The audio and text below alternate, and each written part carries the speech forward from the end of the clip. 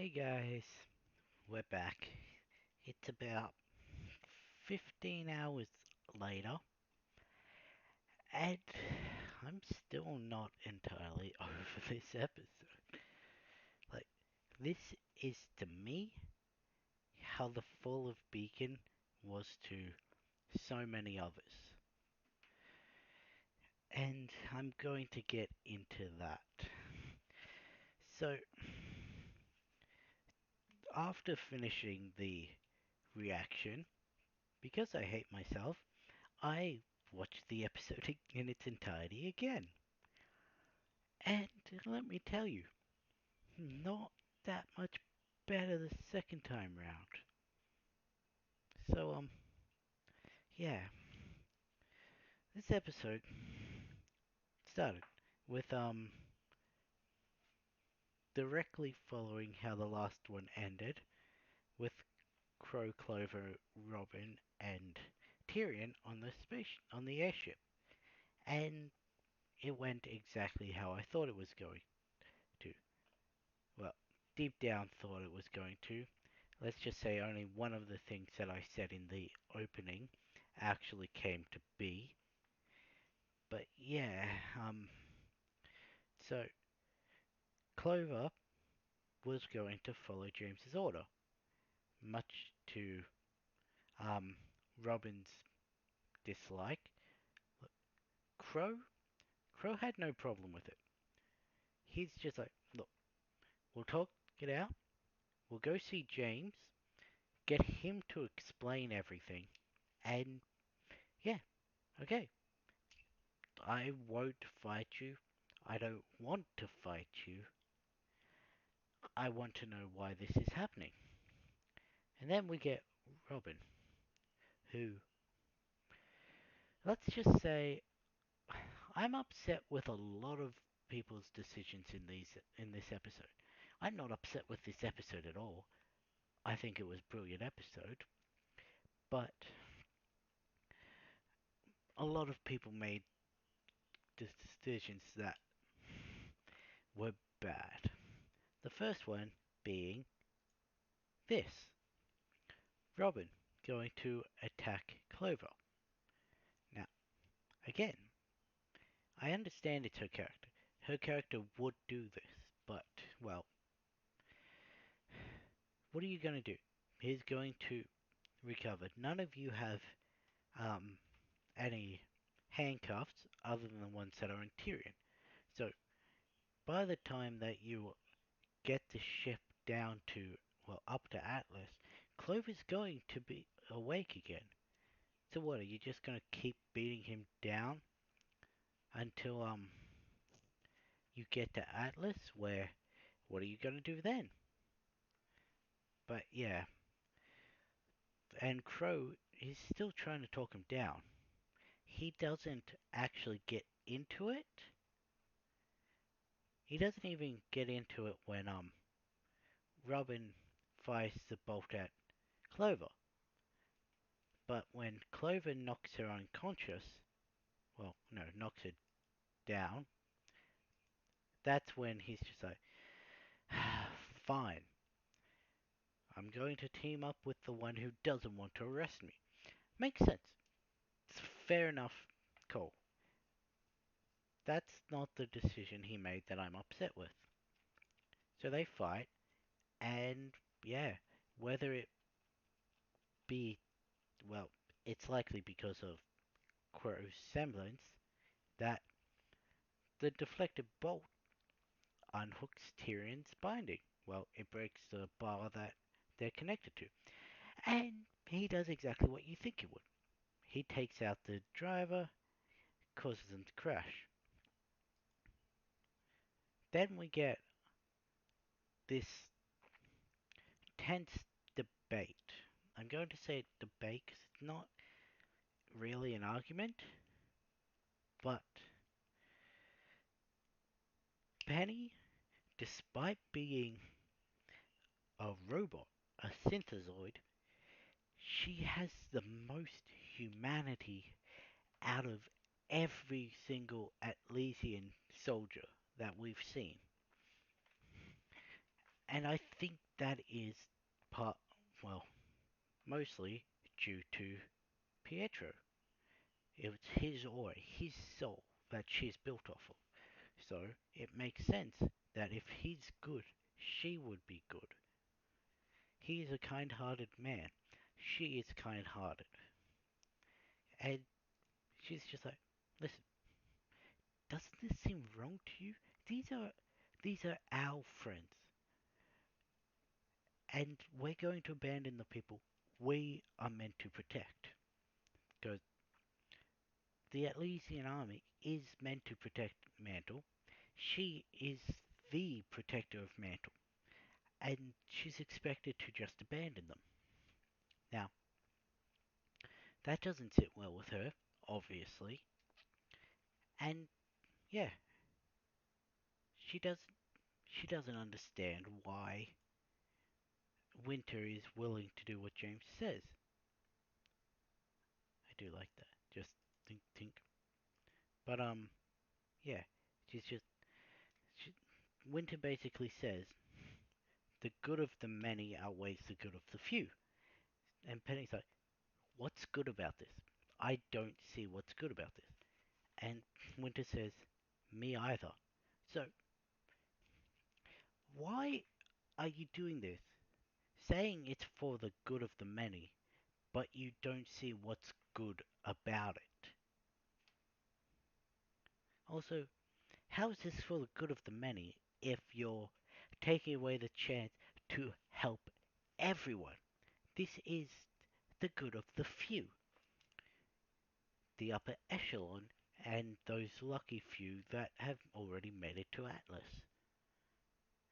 And I love seeing Penny angry.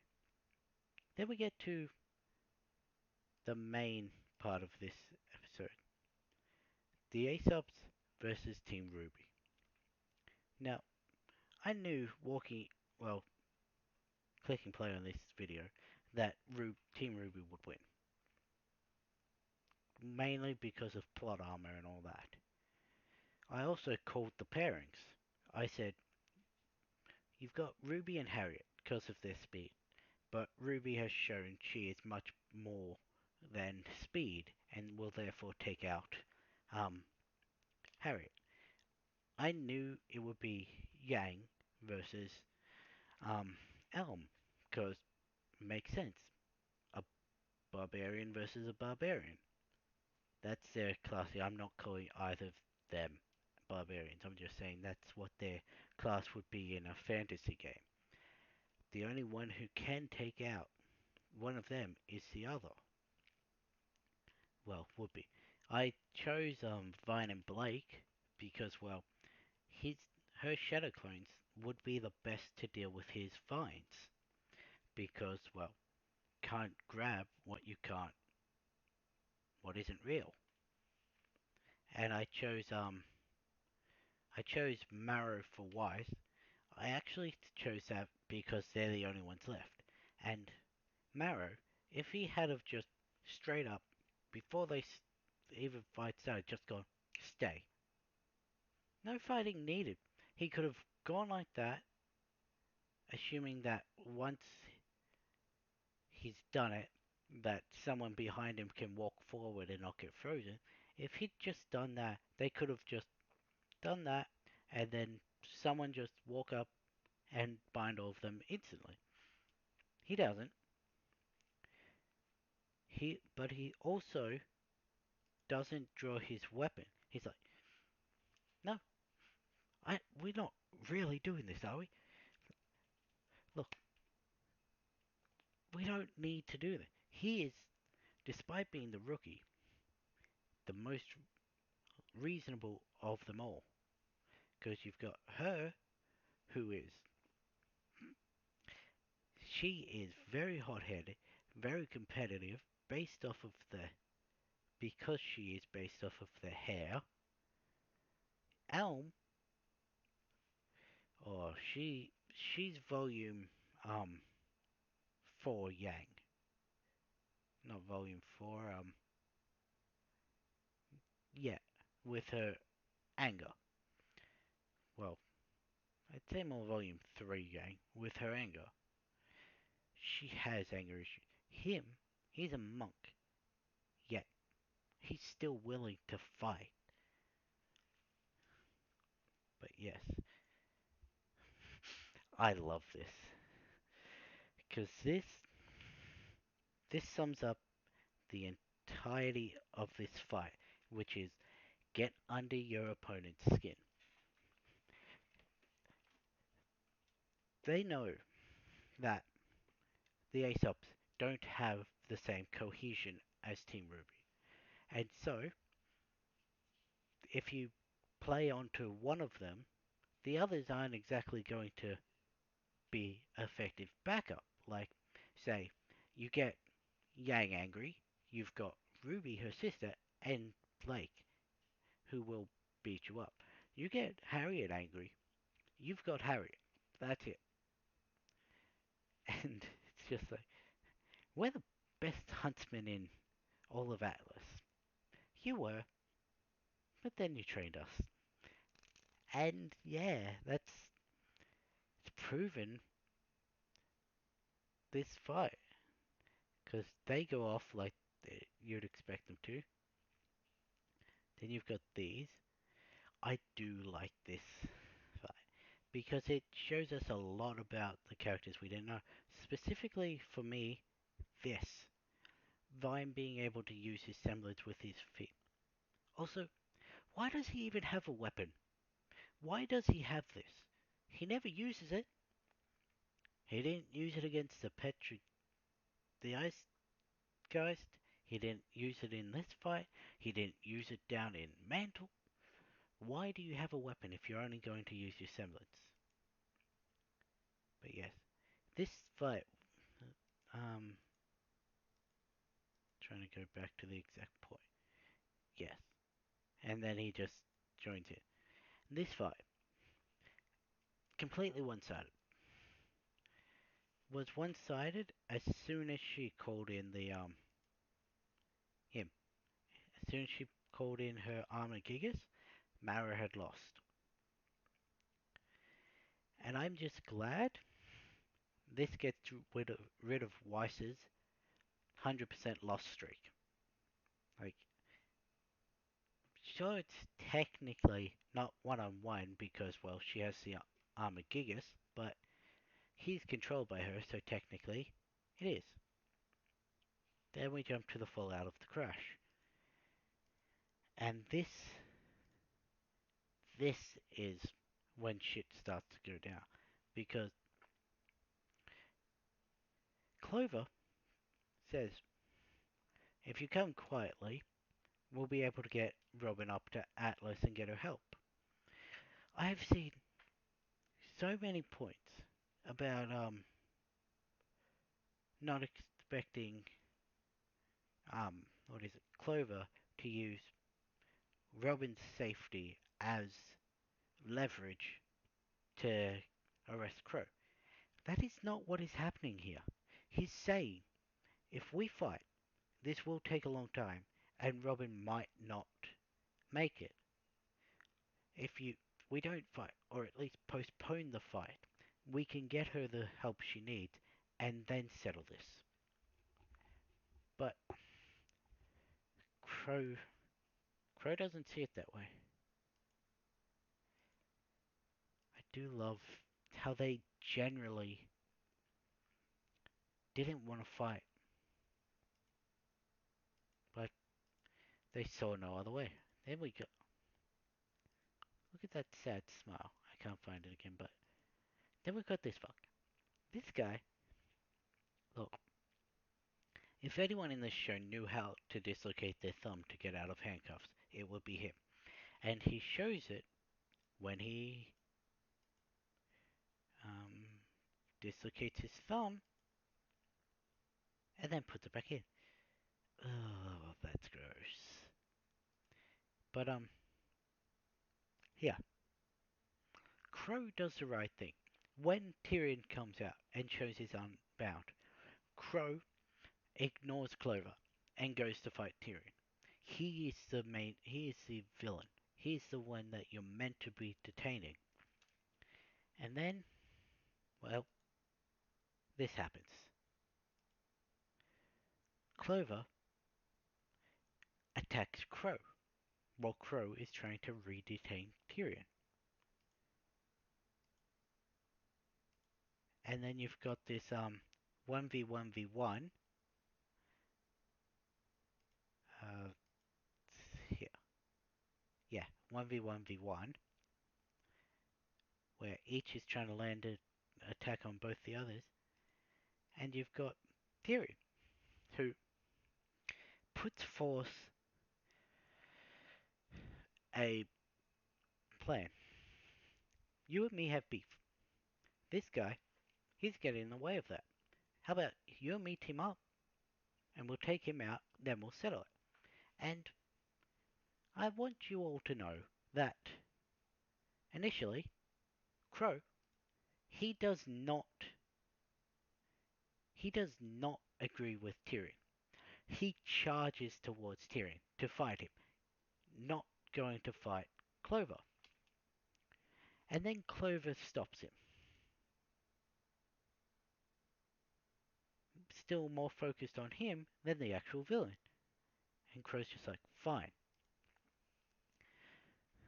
The worst the worst part about this is with Tyrion, you'd expect him. As soon as you team up with him, he's going to he's going to turn around and betray you. The second you turn your back on him, no. He is honourable to Crow in this fight. Where I'll see if I can. I don't think it's in this segment, but when we come back to it, yeah, 'cause they charge in and that's the end of it.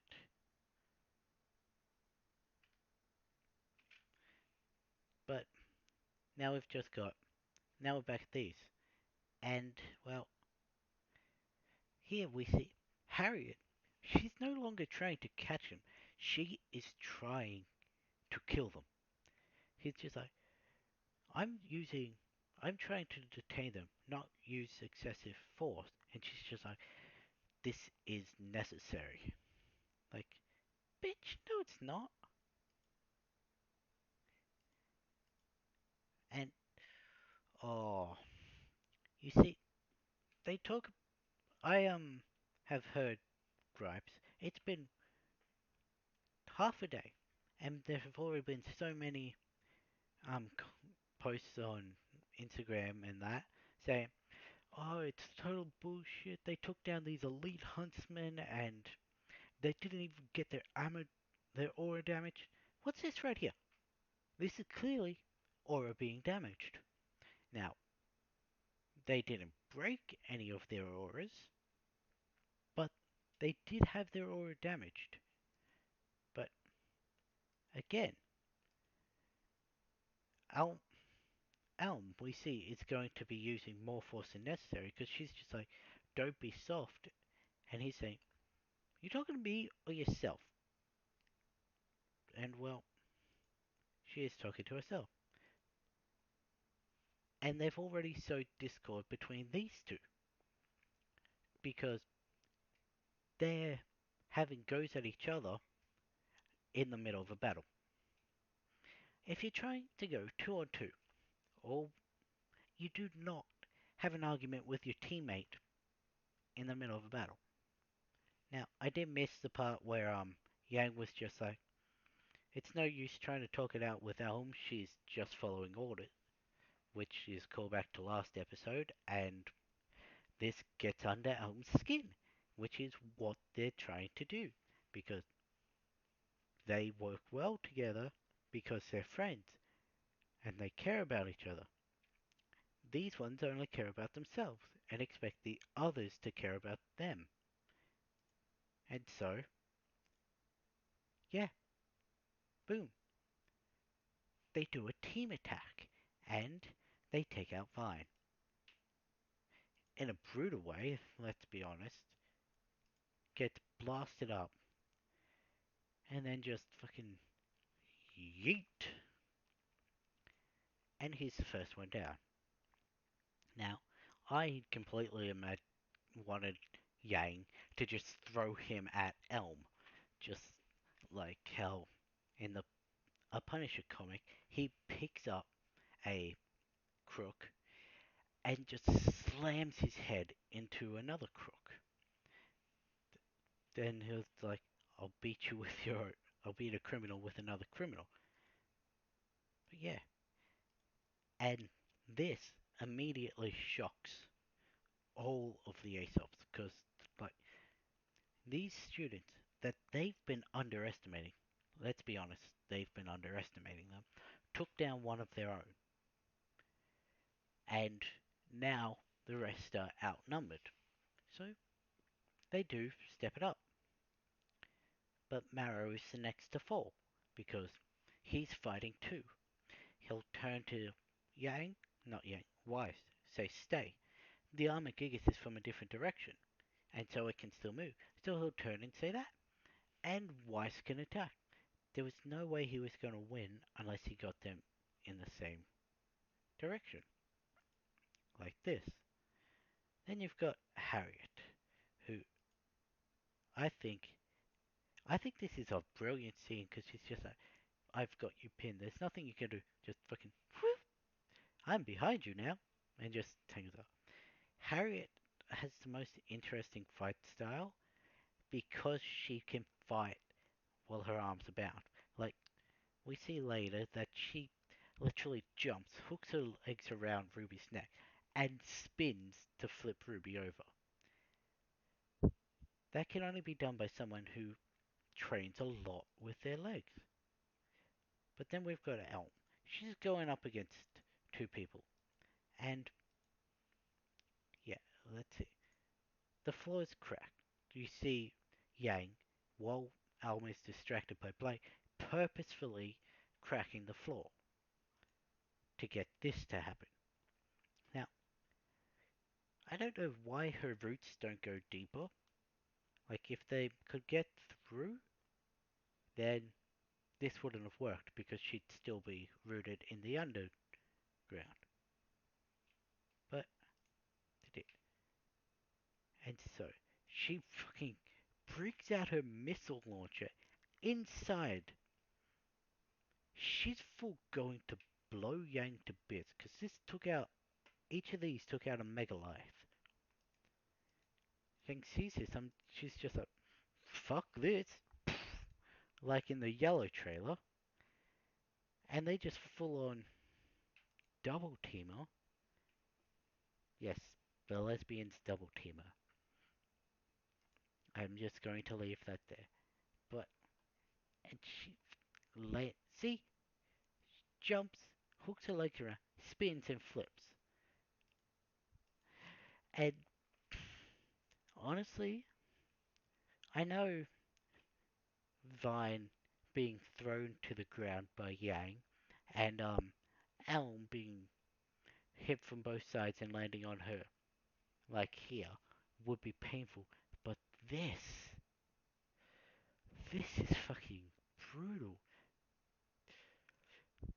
How fast do you have to be running to not only bounce off of the wall, but if you watch, she hits it so hard her aura breaks.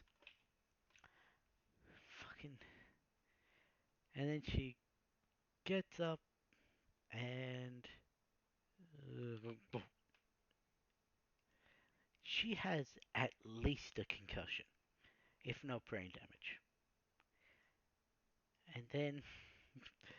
Uh, I know I'm just showing this whole fight, but I do like this. They're just. They've defeated all these kids have defeated Elite Hunter. They're just dragging them into a pile, and then you've got these two are just like, the fuck is the fuck just happened? Like, it's, if you see Pietro's face, it's like, how the hell did they do that? And Maria, she's not surprised. Also, I didn't notice she has the detain on site thing on her scroll.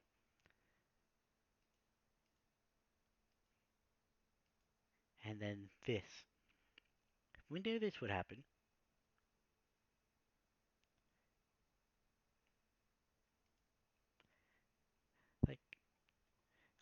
We knew Neo would get Oscar, and I'm a little upset they didn't show a actual fight between those two. But well, it happened before they even spoke to James, so they would have had to have jumped back in time just to show that when they've already got these fights going.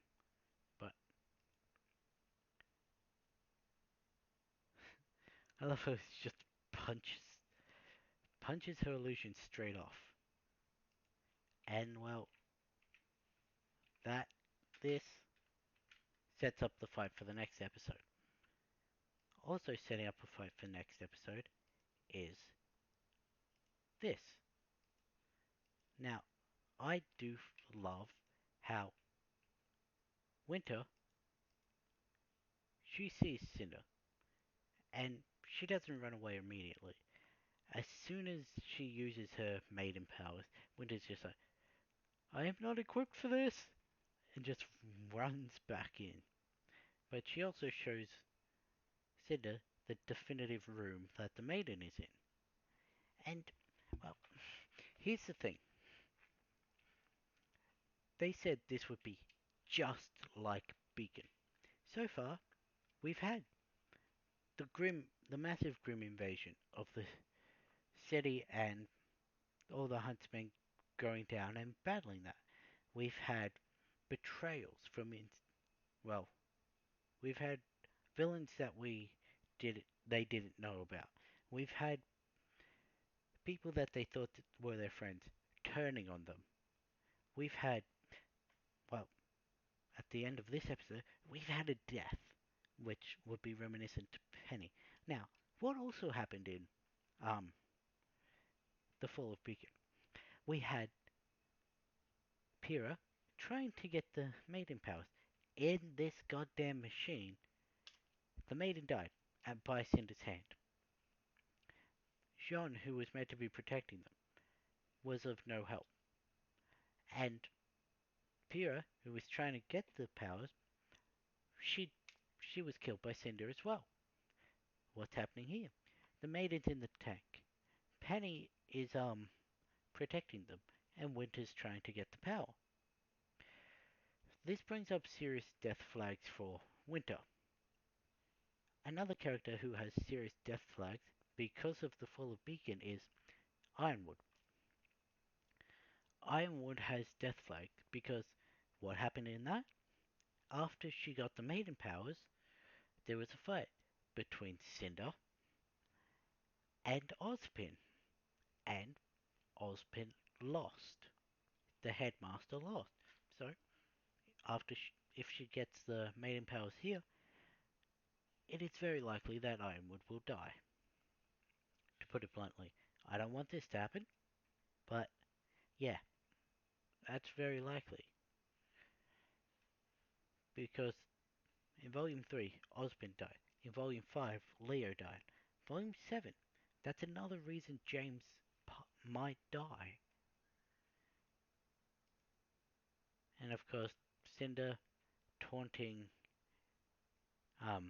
Penny, saying, once I'm done with, if you don't back away, there won't be anything to reassemble. And she's just like, this gives me personal feelings. Which is basically saying, I'm fucking pissed. And then we have this fight. I'm just gonna show this. Like, look at this. He could have very easily just attacked Crow then. No, he swings around and he blocks an attack from Clover. I'm actually going to like see. He swings around and then look. Now they're fighting, and he's in the middle of two people who are actually working together. And so he's outmatched already because, well, it's Tyrion and it's Crow on their own. But look at this. He runs. He stabilizes Crow. Could have easily just, you know what, screw it. I'll go and attack now. You get to fall on your ass. No, he fucking stabilizes him and helps him out.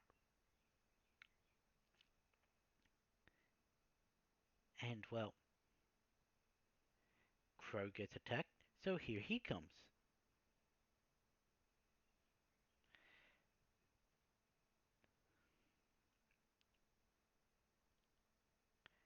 And well, here's the thing. Crover's lucky fishing hook does not hit something that he doesn't want it to. Like, sure, it may miss, but like, as in not grab what he's aiming for, but it won't grab something else. And here, it grabs Crow's sword and flings it away, meaning he intended to do that. Of course, he is able to avoid Tyrion's hand-to-hand combat. And again, see, it literally curves to catch him. And that was that was the second mistake Crow made. Now, I know it worked in his fight against Tyrion to just attack and then grab his sword, but here we see why it was a mistake. And of course, now I'm not sure how this whether this is true or not, but I saw someone who they had a theory that Crow uses his semblance of bad luck to find the most effective point to hit someone to take him down in a battle. Like how he got like how Tyrion was distracted and left an opening right smack in his face, and then that gave Crow the opportunity to hit him a couple more times, then go walking, grab his sword. Here, one single punch right to the kidney, and that's the last of his aura gone. See, it broke there. And now, here's the worst thing. I'm gonna try and freeze it at the exact point. Neither they still don't want to hurt each other. This, this right here is probably the best scene from an animated show I've seen in ages. Specifically, even though you can't see any faces or anything, you can tell emotion. Like, you can see the what the fuck just happened from Crow. And also the how everything just goes black and white except for the blood. And yeah, and it stays like that for a good couple seconds. Now, I know how I said Tyrion was honorable in the fight, then literally stabbed the guy in the back, but I said he was honorable to Crow in their team up. Of course, he then does, once he killed him, when Crow says, I'll kill you, like how you just killed Clover. He fully intended on using that sword to frame Crow. Now, I'm not sure how crime in Remnant works, whether they have like a proper forensic unit and everything. It's highly unlikely, but um, I also love the bloodstained clo- lucky pin. But I'm just going to skip to the. There's a shot that I'm trying to find. Yes. What is? That's not the. Anyway, there's a shot where I'll just. This is the closest I'm going to get to it. The sword is here.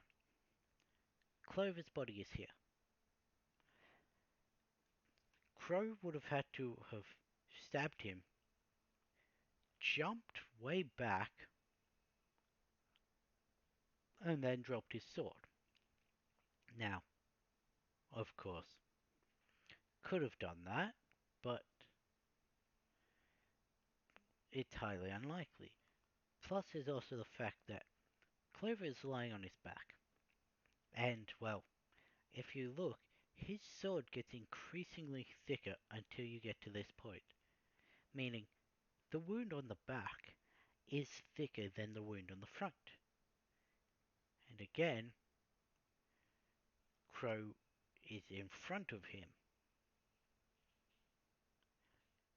So, for it to have been him, he would have had to have stabbed him in the back, jumped forward in front of him, turned his sword, dropped it, and then rushed over to him and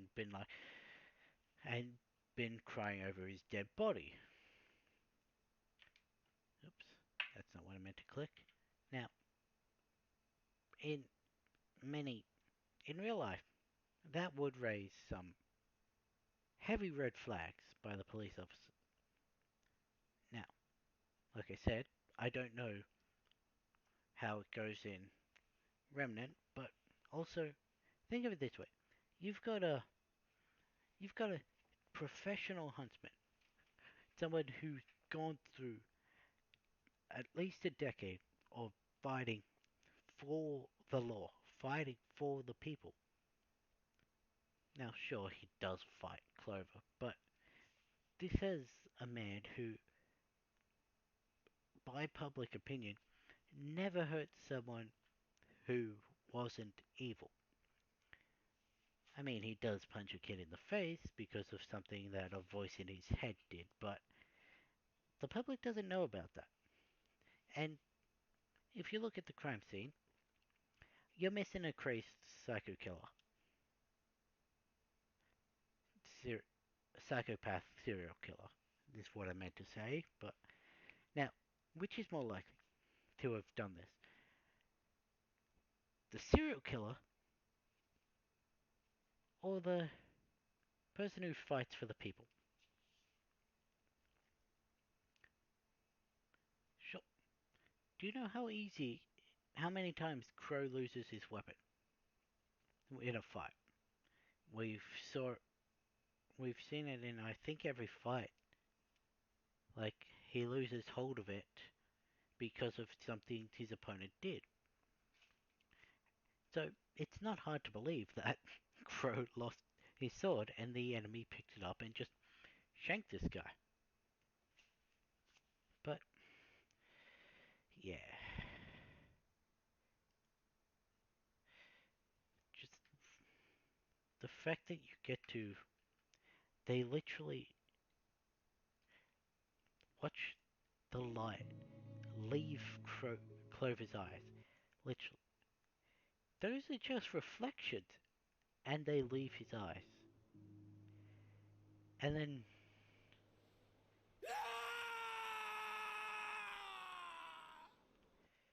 that scream.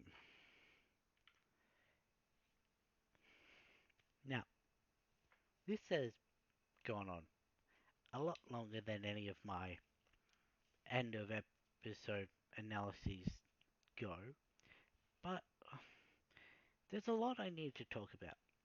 And doing these after, like, the next day after the episode released, it does help because they get to see what other people's reactions were by these RWBY confession things that they put on Instagram, where 99% of them are just shitting on stuff that happened, and I get to talk about why they're not entirely valid. Now, I'm not saying no person in this um episode made entirely good decisions. No one in this volume has made entirely good decisions. But, yeah. One thing I am super glad about is the fact that Crow has more plot armor than some of the um, main cast, like Team RWBY. Because we know Team, what was originally Juniper, now I'm hearing could be called Alpine, like Ark, Lai, Pine, and Nora, or as I call it, Orange, Oscar, Ren, Nora, John, because that's the names they go by, not two last names, a first name that doesn't get used, and a first name. But anyway, um, going off of that, what was I saying? I've completely lost my train. Oh yeah, they. We know that they don't have any plot armor. Like we've seen Ozpin die, we saw Pyrrha die. We know that at any point the other three could go out like their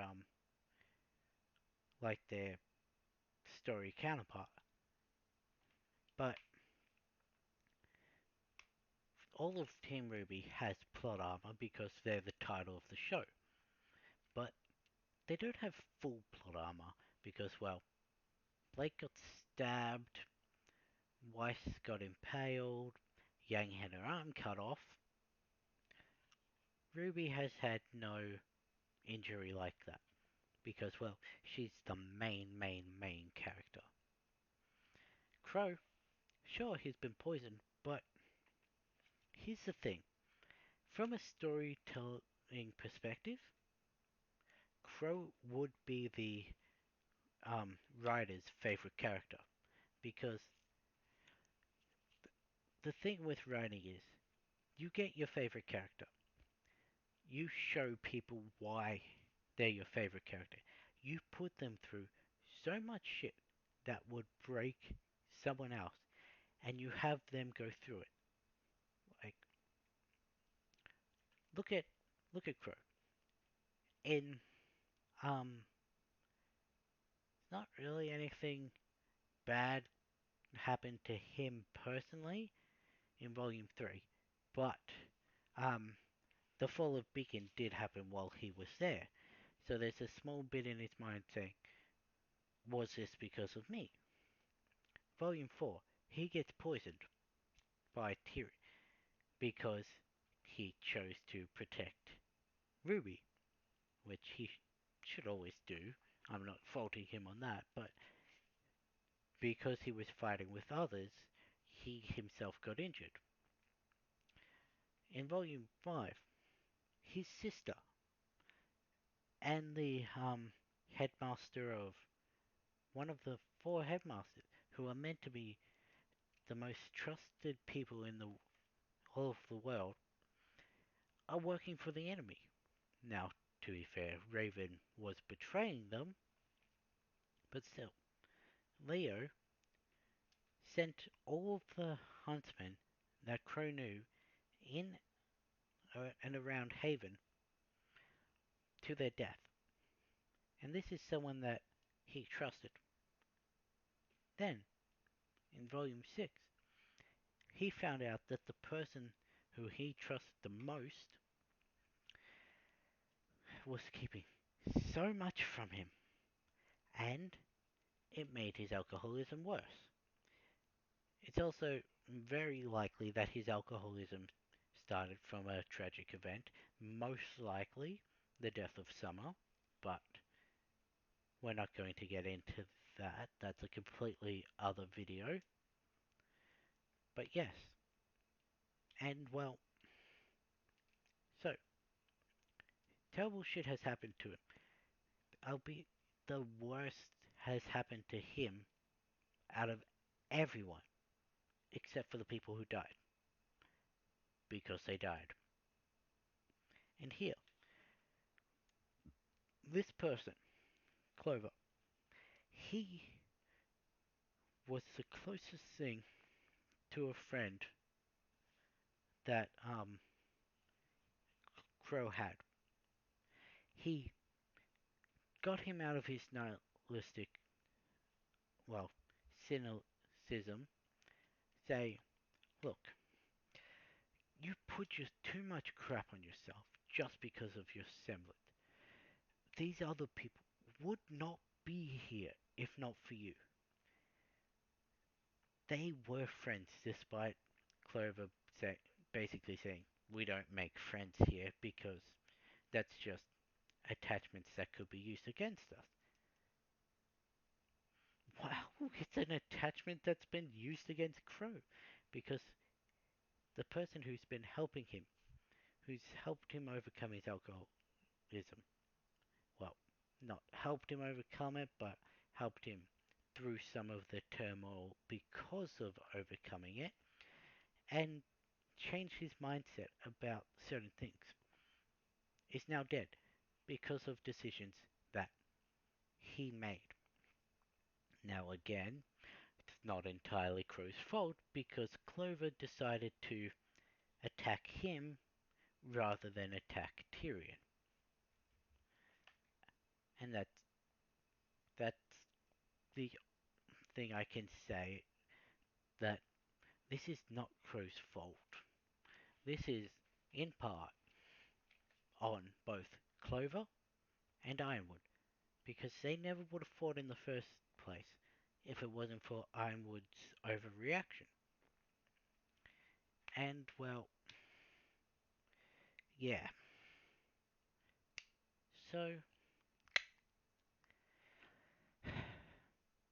but going through all of this shit from a writer's viewpoint means that Crow is their favorite character.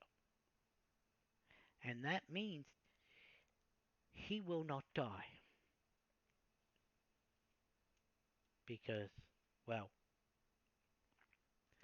either he's going to die saving everyone, which will be a brilliant way to go for someone who thinks he only brings pain and misfortune, to give his life saving literally everyone, or he's going to get a happy ending. And, well, either way, he gets he gets a happy ending. Honestly, now I'm just getting flashes of him as Iron Man from Endgame, where initially he was seen as someone who didn't care, who wouldn't put his life on the line, and then literally to save every single thing in existence. And I'm getting visions of that for Crow, though I hope it's the happy ending scenario. Anyway, I've been rambling. I am not putting this at the end of the episode because this right here, I think, is longer than the actual reaction, including my 15-minute spiel at the start of the episode. So, this is a completely different episode. Anyway, catch you in the next one.